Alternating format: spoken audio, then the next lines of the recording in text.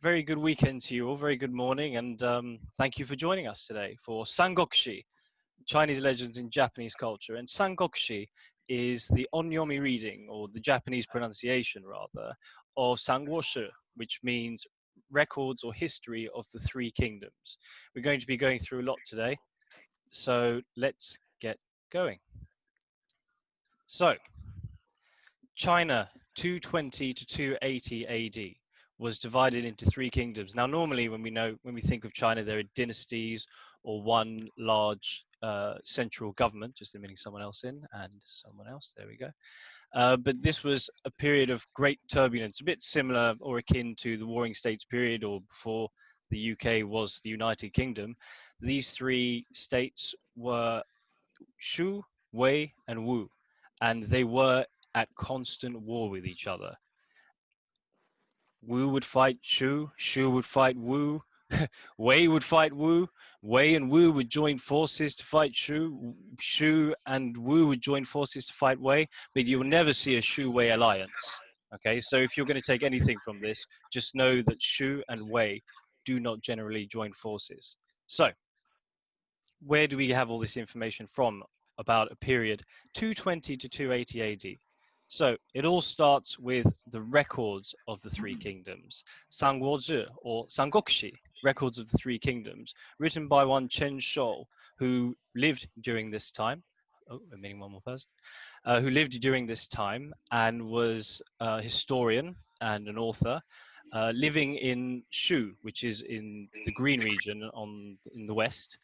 And eventually, because territory kept changing and loyalties and alliances kept changing, he eventually found himself inside the Wei Kingdom. So as he was writing these records, or what he had been going through as a historian, as a diplomat, and as a citizen of the three kingdoms, he was writing it there and then.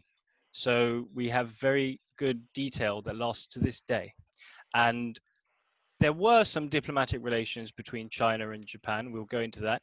But the Japanese were first made aware of the history of their large behemoth of a neighbor in 769.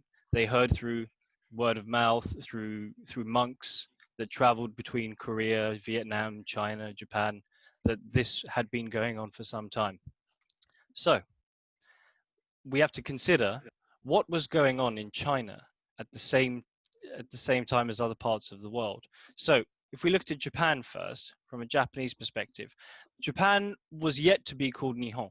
It was yet to be Nippon or Japan or anything like that.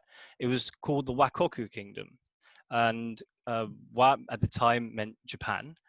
And this was the Yayoi period. So from 1000 BC to 300 AD, this was generally what Japan was like. They further on in the history had adapted Chinese letters into the alphabet, but we're talking very early Japanese civilization. And the lady that you see there, Queen Himiko, was the queen and shamaness queen of Japan. What was going on in Britain at the time was it was still Roman Britain. Diocletian around this time would have probably been the emperor. Hadrian's rule had already been a thing, and Christianity was still coming into play, not just in Britain, but across the rest of Europe. So this is a very long time ago that we're talking about here. And so before it became three kingdoms, it was indeed one dynasty or empire or kingdom under Emperor Xian, who was the last emperor of the Han dynasty. And you might recognize the Han, the word Han, or this letter here, Han, which basically refers to the Han people, as in the Han Chinese, which is what we know today as Chinese, Mandarin and such. If you are familiar with Japanese, that's Kan, as in kanji. So this is really when China was unified as one identity and one people. But as you can see on this picture here, it was hardly unified at all, and we had many warlords vying for power. Despite all being under one empire, it was a lot like the shogun periods of Japan, where kings, royals, dukes were fighting for power, and it was all a bit anarchic, despite there being an emperor. And so as 220 AD comes in, they all are consolidated, into three separate states: Wei, Shu Han, and Wu. So, why are they three specific states? Well, towards the end of the Han Dynasty, northern China came under the control of Cao Cao. And we'll be looking into the names and the characters shortly, so no, don't worry too much about it. And he was essentially the viceroy or the prime minister under the emperor Xian. And he basically, for want of a better way of putting it, lorded over the actual emperor and ran everything and was the de facto ruler of China.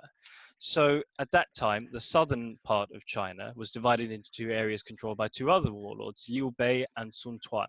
And in 216, Emperor Xian had promoted Cao Cao to a king rather than an emperor. Rather than prime minister or viceroy. And so he was granted more territories and had a lot more de jure authority. And so when Cao Cao died in 220, his son Cao Pi inherited everything. And he decided to force the emperor Xian to defect, to abdicate. And essentially, well, in all senses, he became the emperor of China. However, Liu Bei, who was a distant relative of the Han emperor, immediately contested his legitimacy and declared himself his own emperor of the area Shu Han.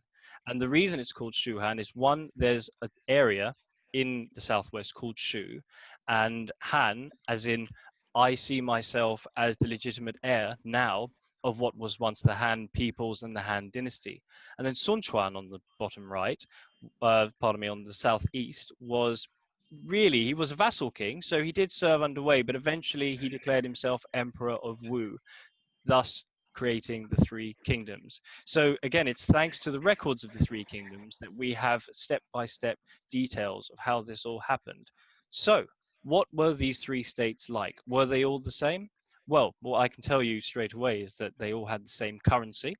They, of course, wrote in the same language, and they all identified as Han Chinese.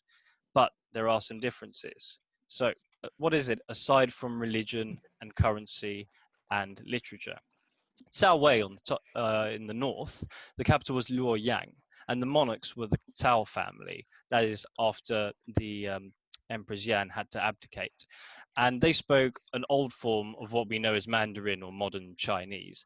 And again, it was the former seat of the Han Empire. And at that time, if we look here to who their neighbors were at the time, you can see Korea is divided up into many different pieces.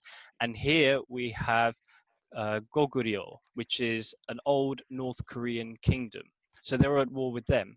At the same time, we've got Jeonggu, who are tribes sort of ancestors to the Mongols.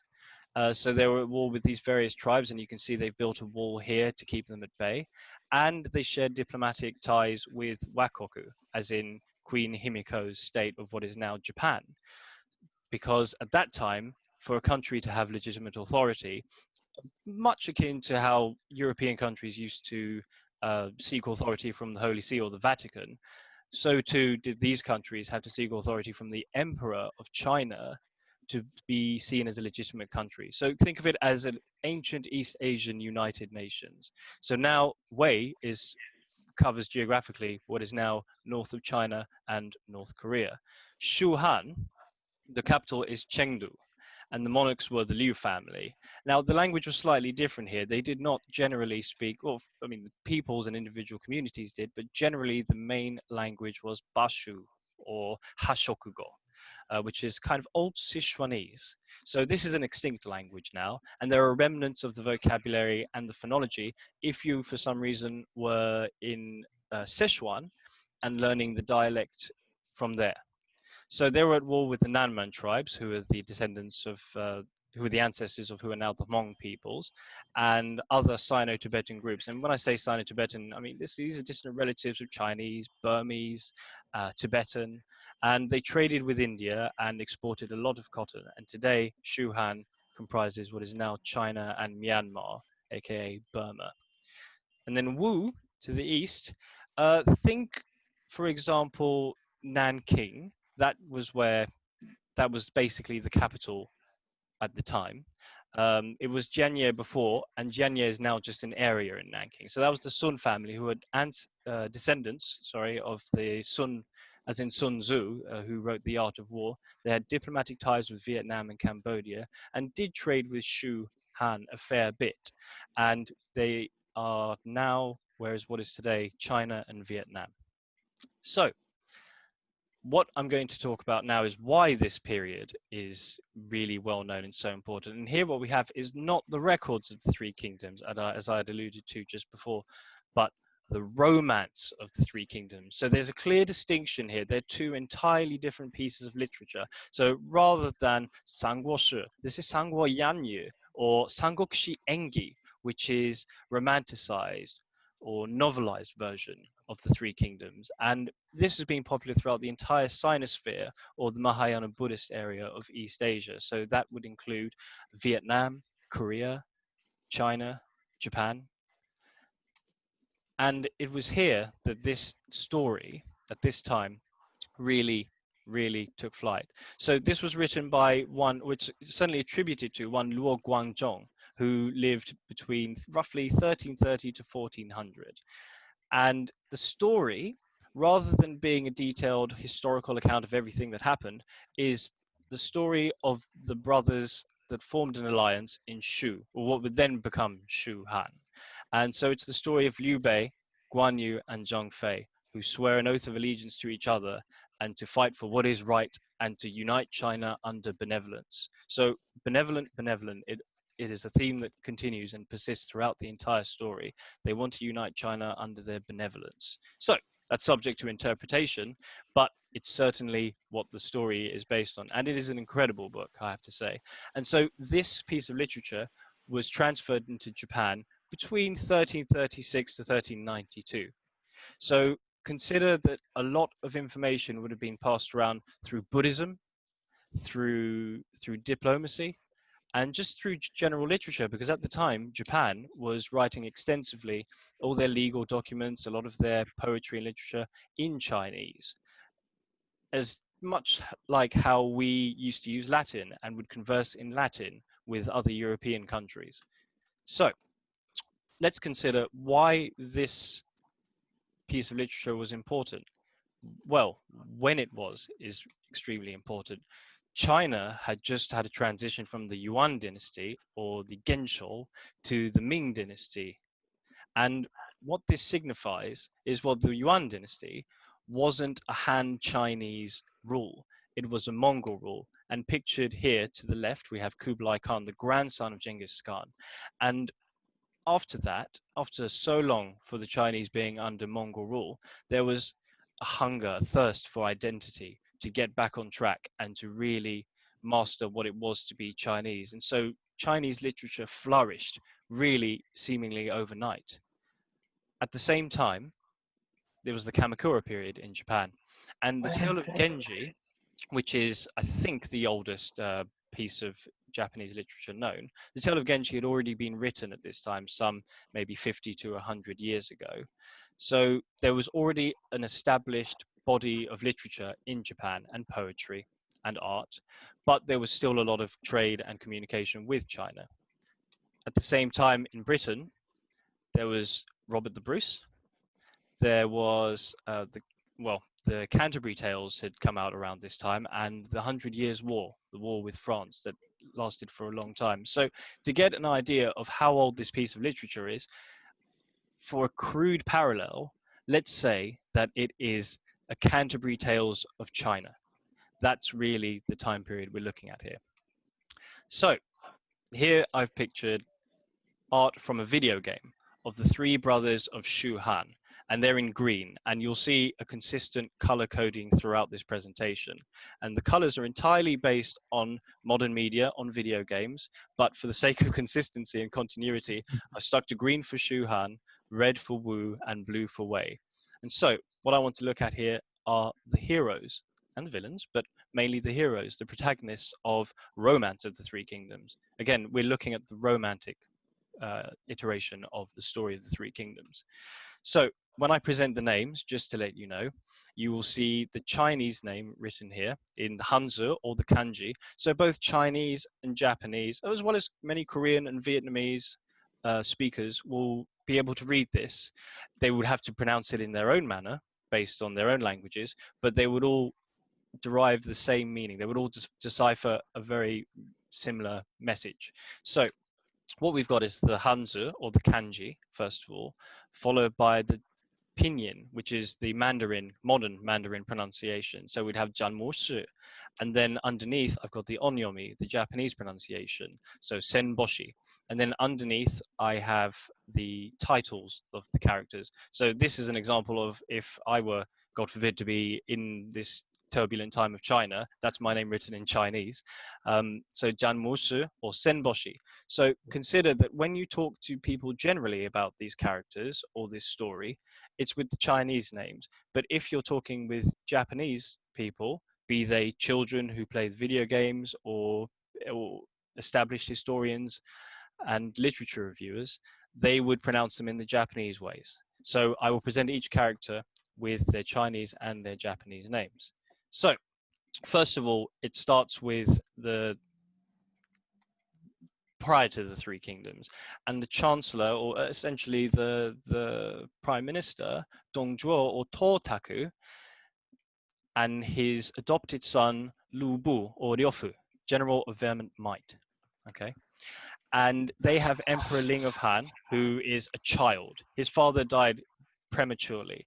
And so suddenly China is in a state of chaos, and he seizes that opportunity to take Emperor Ling of Han, who is probably about 15, if not younger, and kills him. He poisons him and replaces him with his younger brother, Emperor Xian, who is, as I mentioned before, the last emperor of the Han dynasty. So he has a child here between the ages of 8 or 13 and is lording it over China and is corrupt. And the emperor, even though he is emperor and ruler of China in name, he does not feel any of that authority at all. So this goes on for a while until a lady gets in the way, or so the Romance of the Three Kingdoms says, Jiao Chan or Chosen, who was not actually a real person. But in the story of the Three Kingdoms, she manipulates Dongzhuo and Lu Bu to fight, and eventually Lu Bu kills his adoptive father because she says to one, I love you. She says to the other one, I'm yours forever. He's imprisoning me. She's the favorite concubine of both of them. Now, again, she did not exist, but they did indeed have a feud, and eventually Lu Bu did kill him. But now, to this day, she is remembered, despite not having existed at all, as the reason behind the betrayal and the fighting between the two warlords. And in the bottom right, I've got pictured the 4 beauties of ancient China. And 3 of them were real people in Chinese history. And she's the 4th one, who's again fictional. So perhaps she's just an idea of how dangerous beauty can really be.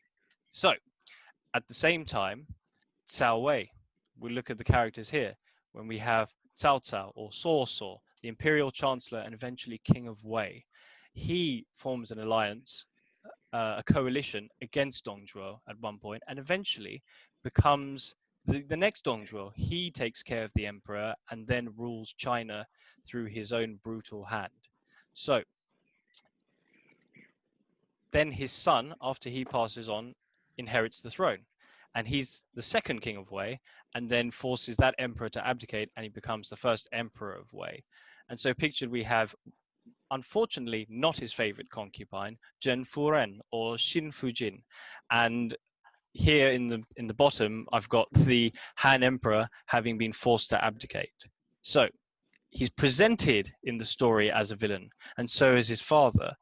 Were they villains? We can never truly know. Other characters in the Wei forces include the Xiahou clan or tribe, who are relatives of the Cao family. For example, Xiahou Dun, who is famous for having received an arrow in the eye during one battle. He pulls the arrow out with his eye still on it, and he says, what a shame to throw this eyeball away. And he proceeds to eat his own eyeball and says, it's a part of my family, and it will stay a part of my family. And this really happened, and he's always depicted with an eye patch. And even in this old Ming Dynasty picture, he is depicted eating his own eyeball. Don't knock it till you've tried it, Antoine, honestly. So, next we have Tsai Yan or Tsai En, who was simply a poet and musician, no warlord. But here we have a picture of her with a sort of sword chain whip. But anyway, she was a poet and musician and had written the 18 songs of the Nomad Flute. And she was um, a prisoner and concubine within one of the Mongolic tribes that Cao Cao, the king of Wei at the time, had thwarted and rescued her and kept her within his palace to write poetry, play music. And so she's known to this day as essentially loyal to Wei. So we're still looking at Wei here, but this is the main strategist. If you look, all his names here are titles for nerds: senior clerk for literary scholarship, general-in-chief, grand tutor, big nerd. But eventually, he would overthrow the descendants of the Cao family and completely derail the whole Three Kingdoms paradigm and become the first, and his family would become the first emperors of the Jin dynasty. So watch out for that nerd behind you, because they could overthrow you and your entire family and establish a new dynasty in China. Okay? So let's now look at Shuhan or Shokukan, the heroes of our story. So we start with Liu Bei or Liu Bi, the imperial uncle. So again, he's a distant relative of the last Han emperor. So he takes it upon himself. Perhaps it's a justification, perhaps it's a poor excuse to really unite China under his ideals. And we've got all these depictions of him. For example, he is with his horse Hex Mark, depicted in an ukiyo-e painting, jumping over a stream that's seemingly too wide, and he does make it. It's a very famous part of the story, and it's a very unlucky horse, but this time he was very lucky. So he is the king of Shu. Guan Yu, although not the king, is one of the sworn brothers of Liu Bei. And here he is depicted as really almost as regal. And if you look on the right, we have two pictures here, one of a statue in Thailand and one of a statue in China. Look how big that is compared to, say, these buildings here. These are statues in countries in East Asia that deify Guan Yu as the god of war. He's also known as the god of success. So, for example, you might pray to him before an important business meeting, or maybe if you're a policeman before an important raid, or if you're a gangster before fighting another gang. These are all things that represent victory. And so that's what Guan Yu is. He is loyalty and victory, and the sworn brother of Liu Bei. And here in this picture, he's just been he's fatally wounded with an arrow, as you can see here, and he's not perturbed by it. He's simply playing Go with his peers, just minding his own business while the doctor performs surgery. That is a cool guy. So we also have Zhong Fei, the other sworn brother, or Cho He, general of chariots and cavalry. He too is a force to be reckoned with, and he's in fact a lot fiercer. Regrettably, he's a drunkard, and so he fell to his demise when one of his own subordinates decided to kill him while he was asleep. So be nice to your subordinates, even if you are one of the great warlords of China, because they might kill you in your sleep. As you can see, he's depicted as extremely ferocious and hot-headed, and rightly so. Scary man. Here, we have someone that's not one of the brothers now, but he is the poster boy of the Three Kingdoms story nowadays. Zhao Yun, or Chou-un, general who guards the army, known as the Blue Dragon. Annoying because we're talking about a country that's painted in green, but he's the Blue Dragon. And here he's depicted with a cute baby. Do you see in this picture here? He's got a baby. Here, there's a tiny little head in this ukiyo-e painting. And here on this action figure that you can buy, he's depicted with the baby. That baby is the next emperor of Shu Han, the son of Liu Bei, that he saves from behind enemy lines, where his mother jumps to her death down a well to kill herself and leaves the baby in his care, saying, "I won't make it. The forces of Wei are too strong. Please take my baby." And so he fights countless enemies behind enemy lines in their own forts, makes it out, and delivers the baby safely to Liu Bei. And eventually that baby becomes one of the emperors of China. So, very good guy. You might recognize this guy, Ma Chao or Ba Chao, Ma Chao the Splendid. Now, he's actually quite a barbarian. Here he is burning down the enemy's fort. Here he is about to stab a woman. He's not a pleasant character. He's never been depicted as a pleasant character. He just happens to be in the right army at the right time. Yeah.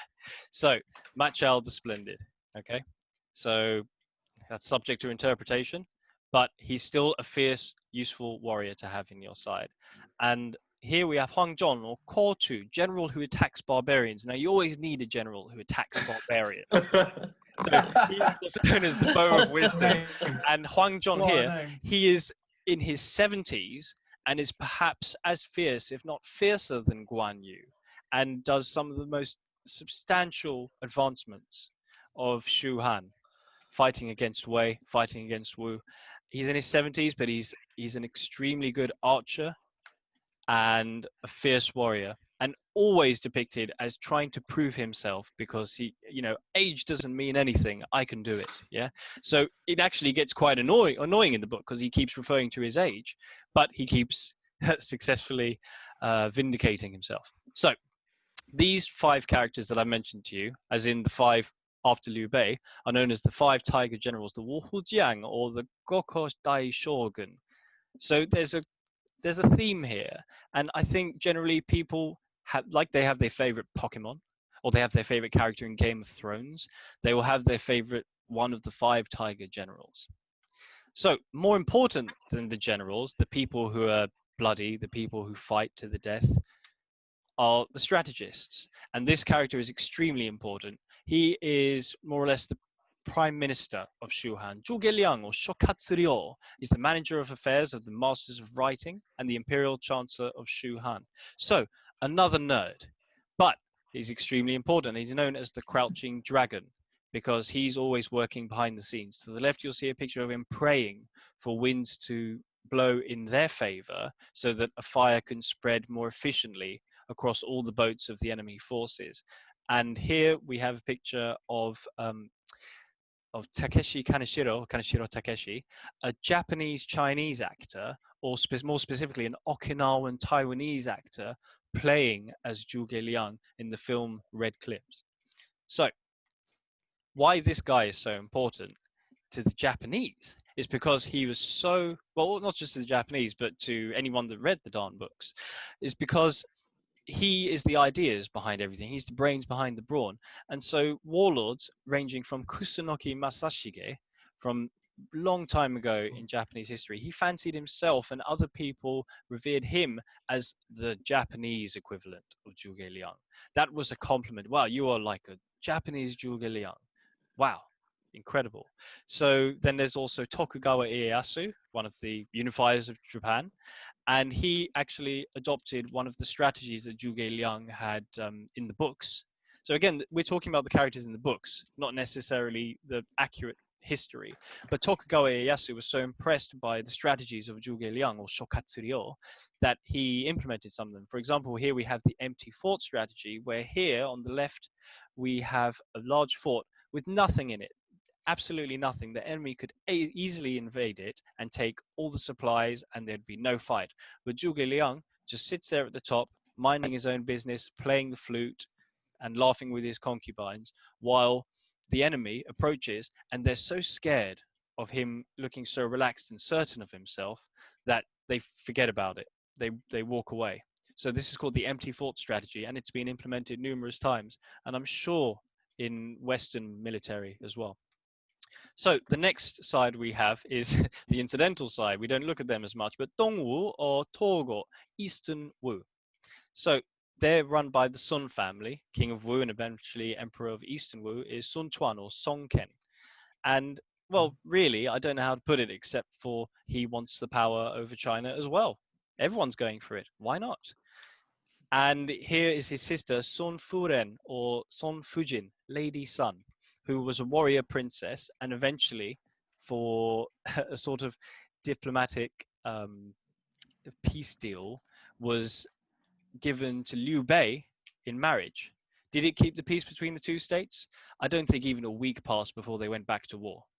But that's how it is. Other famous characters from this area and period include Lu Xun or Rikuson, who was an extremely young man, but cunning and intelligent strategist nonetheless, and his intelligence and ability rivaled with that of Zhuge Liang, despite his age. And Zhou Yu or Shu Yu and Zhou Tai are really famous generals likewise. For example, Zhou Tai is known to have protected his king in the middle of the night when they were in a tent naked from an enemy raid, and they all came in, about 15 of them at the same time, and despite his nudity, defeated all of the raiders. So he's a very popular character, a good bodyguard. So now we're going to look at the depictions of these characters and stories in Japanese history and Japanese culture, starting with kabuki, as in kabuki, Japanese plays, traditional. Funnily enough, there is a kabuki play called Kan-u, simply Guan Yu. And it's not set in China.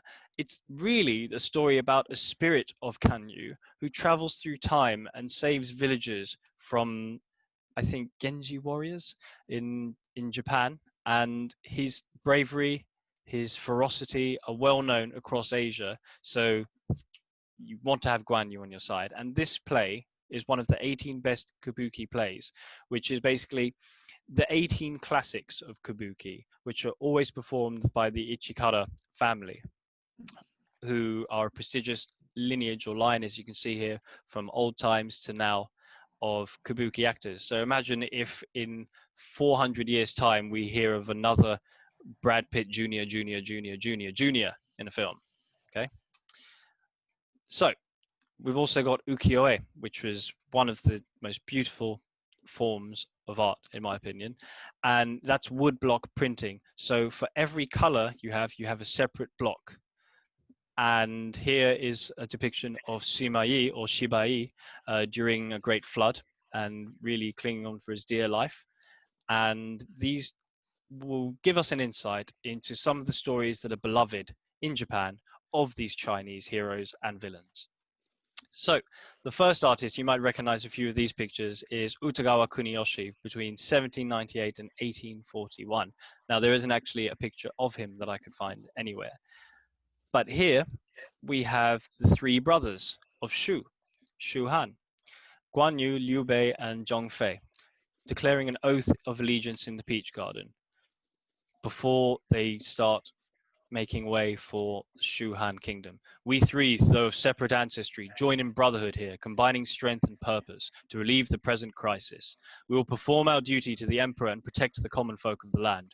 We dare not hope to be together always, but hereby vow to die the selfsame day. Let shining heaven above and the fruitful land below bear witness to our resolve. May heaven and man scourge whosoever fails this vow. So this is really a watershed in Chinese literature, because this would begin the entire story that would influence people worldwide. Here we have Zhao Yun, again, with the baby Liu Shan, the son of Liu Bei, and saving the baby from behind enemy lines. These are all translations, by the way, of the Romance of the Three Kingdoms. The poem goes as follows: "The cornered dragon, bathed in red, took wing, and cleaved the enemy lines by steep slope bridge. In 2 years and 2, the babe will reign. Zhao's superhuman might thus earned his fame." And it did, forever. And here we have Ma Chao, who's very angry and not looking so splendid.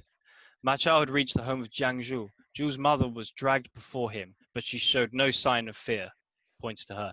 Pointed at Ma Chao, she reviled him, and Chao dispatched her personally. And so this is a very short line in the book that is thousands of pages long, but clearly this was a scene that was either commissioned or a very inspirational moment that Utagawa Kuniyoshi wished to depict. And it is vivid, it is colorful, it is dark, and you can really feel the monstrosity of these generals. Again, this is a story that was written in the 12 to 1300s, but these depict events that happened in the years 1 to 200s. So these were a lot fiercer times. Here we have, in the middle, we have Huang Zhong here and Guan Yu to the right. They are in battle. They are not yet allies. And so Huang Zhong is fighting Guan Yu and he falls off his horse. So Guan Yu saw that Huang Zhong had been thrown to the ground, Lord Guan rode back, lifted his sword with both hands, and cried fiercely, "I spare you! Get another horse and let's finish this." To which Huang Zhong thinks to himself, "Where would one find a man so honorable as Lord Guan? Can I bear to shoot down the man who forbore to kill me?" And this sense of honor, through continuously trying to murder each other, eventually led Huang Zhong to betray his own lord and join Liu Bei and Guan Yu and Zhong Fei and the rest of the Shu Han officers. So another famous ukiyo-e artist is Tsukioka Yoshitoshi in the 1800s. So you might recognize some of these pictures, such as Bodhidharma, this one in the middle from the series of beautiful women, Shinryu Nijushi Toki, and the last one depicting Toyotomi Hideyoshi. So he likewise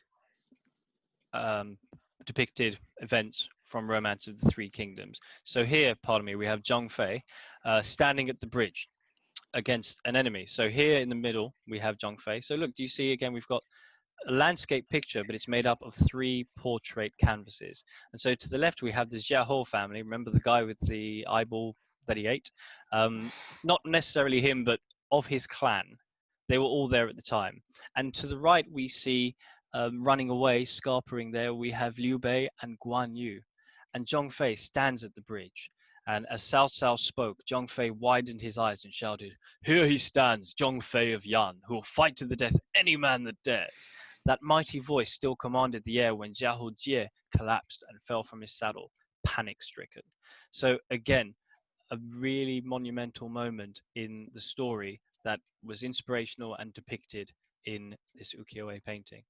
Here we have simply Cao Cao looking at a rising moon over Mount Nanping, and nothing's really happening. He's just looking a little melancholic. And I really like this one because all the depictions of Cao Cao are either him grabbing onto something or in battle or looking quite menacing.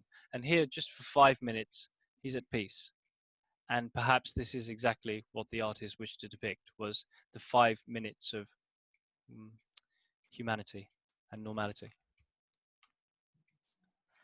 Here we have, if we look to the right, there's Liu Bei, Guan Yu, and Zhong Fei, who are visiting Zhuge Liang here. Before they meet him, they visit his small hut. 3 times they have to knock for him. He's absent the first 2 times, and then the 3rd time they finally find him. And this is actually a picture from Kuniyoshi, not Yoshitoshi.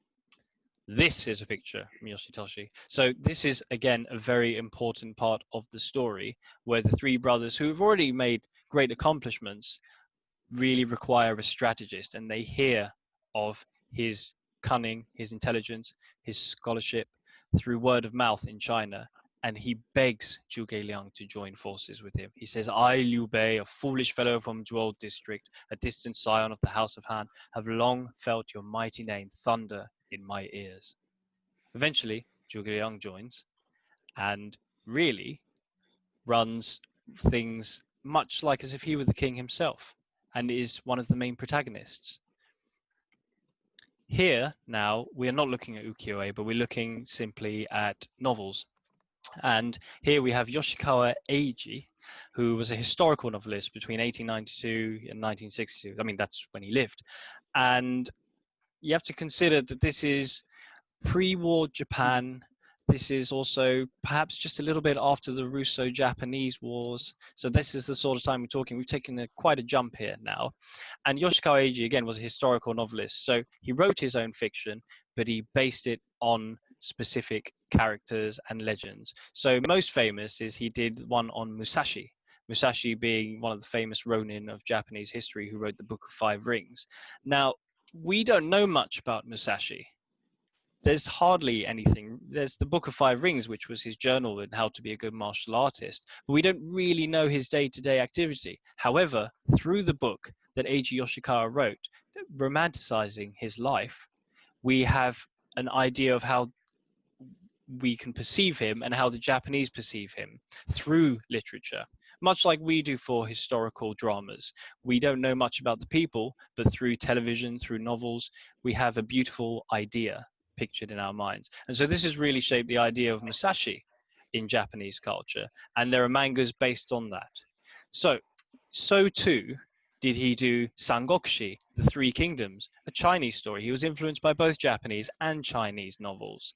And his one focuses on the story, a complete rewriting, but he focuses through the perspective of Zhuge Liang, who is the main protagonist, to the extent that as soon as Zhuge Liang passes away, it comes to an abrupt end. And this is the perspective through which Japan really comes to know, modern Japan comes to know the characters of the Three Kingdoms and the history of the Three Kingdoms. So Yoshikawa Eiji, again, he wrote books. He was a historical novelist. But that would inspire one of the most famous forms of entertainment and media in Japan, which is, of course, manga. Yokoyama Mitsuteru, who had done these really famous mangas such as Giant Robo, also did Sangokushi. He did his own style and manga retelling of the novel that is based on the novel. And so suddenly we have this incredible thing where this phenomenon where a 3rd century record turns into a 13th century novel in China and then turns into its own distinct Japanese story that the Chinese audience are actually not very familiar with. They have their own legends of Guan Yu and their own legends of Zhuge Liang and their own perspectives and ideas of the Three Kingdoms. And it becomes distinctly Japanese at this point. So now, that's why if we look at on the far right, we have the 20th century depiction of the Three Kingdoms. This is what young people and perhaps, of the previous generations know the Three Kingdoms story of China as. In Japan, they know it as this inspirational story told through the perspective of Zhuge Liang, and it has spurred on so many different kinds of forms of entertainment. We're talking about cosplay, video games, animes, films, even Gundam spin-offs with toys of robots as the Chinese generals. It's distinctively Japanese.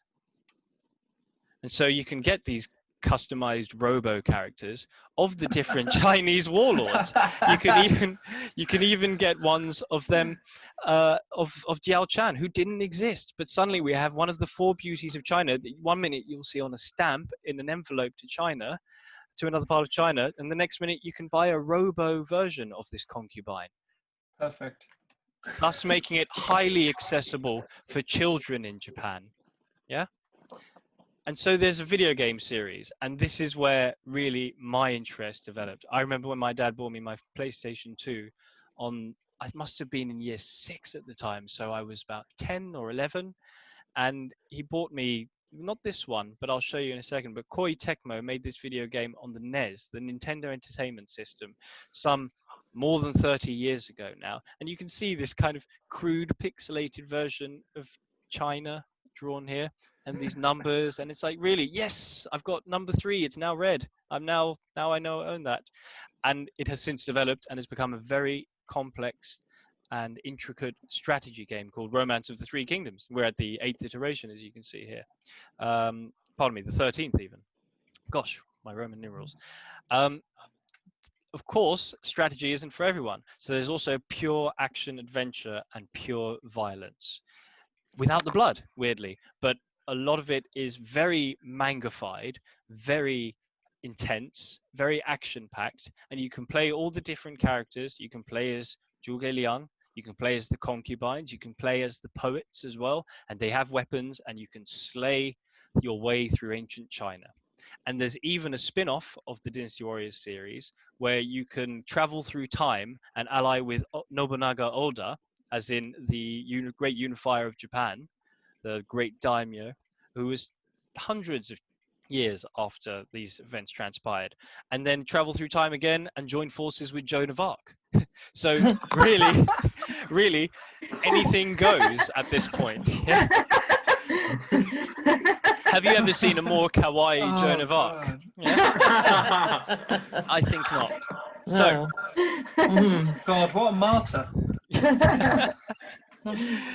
So there are Jesus. other games as well, like recently the Three Kingdoms Total War series, which is now owned by Total War, Sega. yeah. Yep. Strategy. So this is again an intricate strategy RTS. game where, as you can see, the characters are not really done in manga ways. And this is here, for example, Cao Cao, who's not drawn in blue for once, but in red, as a way to deviate from this kind of orthodoxy now that I've been using today of green for Shu, blue for Wei, and red for Wu.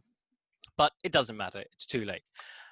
As well as that, there's also a game called Sangokushi, where all the warlords are turned into cute kawaii girls. And so if you've ever wanted to meet Cao Cao, warlord from the 3rd century China, as a woman and fall in love with him and kiss, your game. So, as you can imagine, these depictions in these video games kind of anger traditionalists and historians in China. But there's nothing they could do about it. It's already happened.